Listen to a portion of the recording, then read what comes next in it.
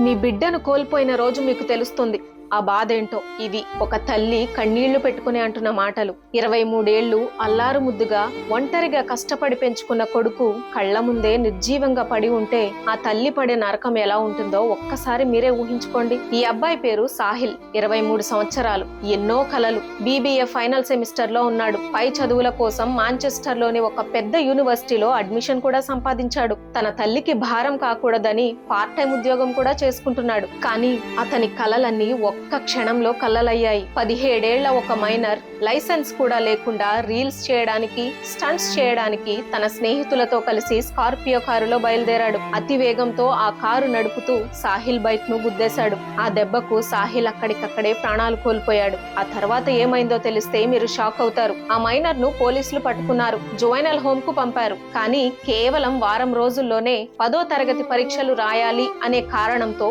Court అతనికి bail మంజూరు చేసింది. ఒకవైపు ఒక తల్లి తన కొడుకును శాశ్వతంగా కోల్పోయి ఏడుస్తుంటే, మరోవైపు ఆ చావుకు కారణమైన వ్యక్తి పరీక్షలు రాసుకోవడానికి ఇంటికి వెళ్లిపోయాడు. ఇకనైనా మన ప్రభుత్వం మేల్కొనాలి. లైసెన్స్ లేని మైనర్లు డ్రైవింగ్ చేస్తే కఠినమైన శిక్షలు అమలు చేయాలి. వాళ్ళనే కాదు, వాళ్ళ తల్లిదండ్రులను కూడా కఠినంగా శిక్షించాలి. డబ్బు పలుకుబడి ముందు న్యాయం ఓడిపోవాల్సిందేనా? ఒక నిండు ప్రాణం విలువ ఒక పరీక్ష కన్నా తక్కువ.